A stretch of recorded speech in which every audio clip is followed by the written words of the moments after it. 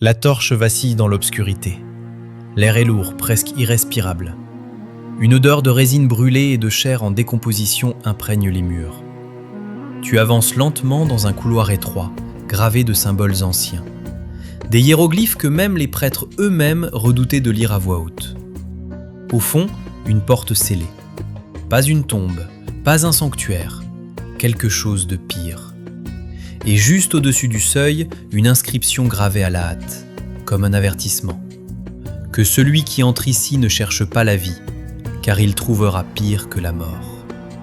Écoute bien, parce que ce que tu vas découvrir aujourd'hui, ce n'est pas un simple rituel funéraire. Ce n'est pas une légende inventée pour effrayer les enfants. C'est un rituel interdit.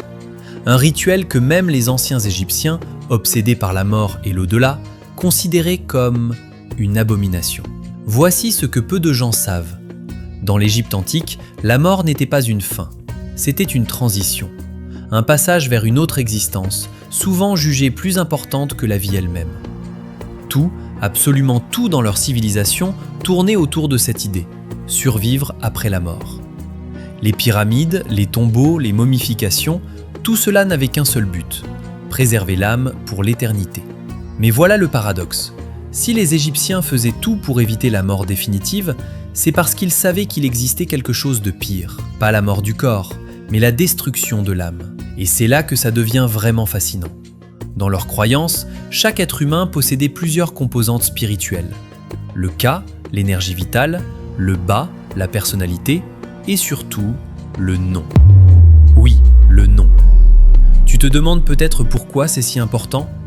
Parce que pour eux, tant que ton nom était prononcé, tu continuais d'exister. Efface le nom et tu effaces l'existence. C'est comme supprimer définitivement quelqu'un de toute mémoire, comme s'il n'avait jamais existé. Et certains rituels allaient encore plus loin, bien plus loin.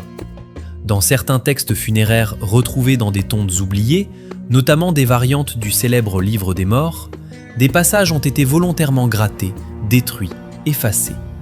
Pourquoi ? Parce qu'il décrivait un rituel interdit. Un rituel que même les prêtres refusaient d'enseigner.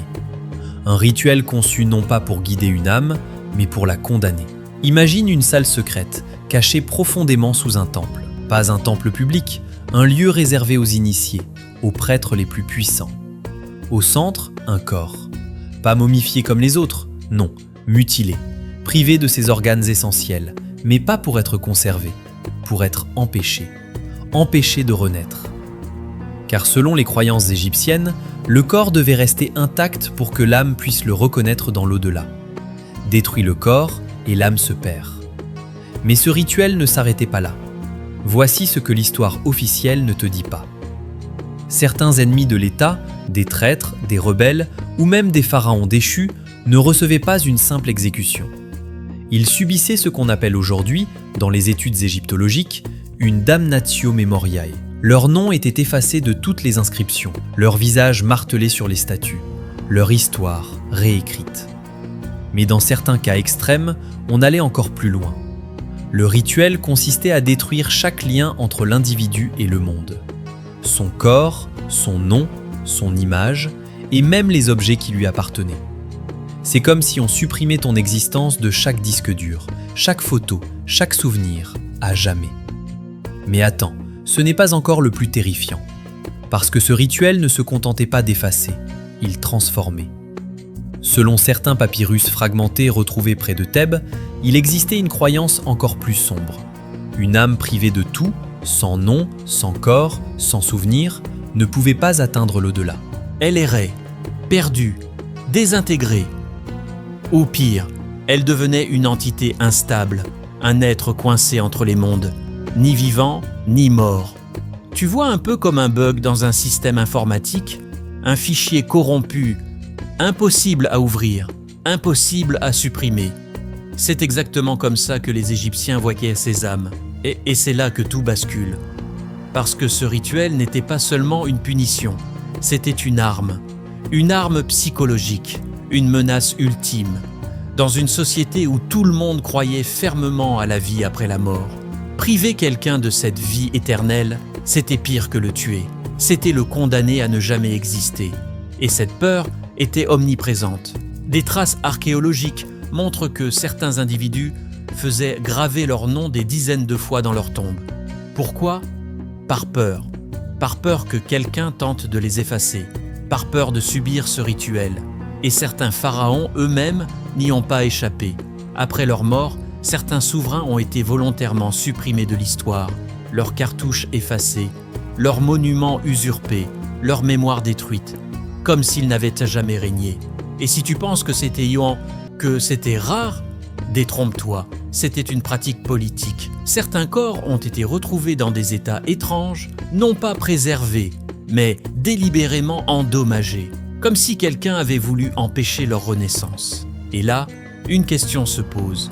Pourquoi une civilisation aussi avancée, aussi fascinée par la vie après la mort, créerait-elle un rituel pour la détruire ? La réponse est simple, le contrôle. Contrôler la vie, mais surtout la mort. Parce que celui qui contrôle ce qui se passe après la mort, contrôle tout, même la peur. Et c'est cette peur qui faisait tenir tout le système. Respecte les dieux, obéis au pharaon, ou tu ne mourras pas, tu disparaîtras, complètement. Et c'est là que ça devient vraiment troublant, parce que certaines théories modernes suggèrent que ces rituels n'étaient pas seulement symboliques. Certains chercheurs pensent qu'ils étaient accompagnés de pratiques psychologiques extrêmes, isolement, privation sensorielle, manipulation mentale, comme si l'on voulait briser l'individu, avant même sa mort, le préparer à cette non-existence. Et si c'était vrai, alors ce rituel n'était pas seulement religieux, c'était une forme de torture, une annihilation totale, du corps, de l'esprit et de l'âme. Mais malgré tout ça, une chose reste mystérieuse. Pourquoi ces rituels ont-ils été effacés des textes officiels ? Pourquoi si peu de traces ? Pourquoi tant de fragments détruits ? Certains pensent que les Égyptiens eux-mêmes ont voulu enterrer ce savoir, le cacher, comme si même eux en avaient peur. Et honnêtement, quand tu y réfléchis, ce n'est pas difficile à comprendre, parce que mourir, c'est une chose, mais ne jamais exister, c'en est une autre. Et maintenant, j'ai une question pour toi. Si tu avais le choix entre mourir normalement ou être totalement effacé de l'existence, qu'est-ce que tu choisirais ? Dis-le-moi en commentaire. Et si cette histoire t'a fasciné, troublé ou même dérangé, alors laisse un like, abonne-toi, parce que dans la prochaine vidéo, on va explorer d'autres secrets anciens que l'histoire officielle préfère garder dans l'ombre. Et crois-moi, ce que tu viens d'entendre aujourd'hui, ce n'était que le début.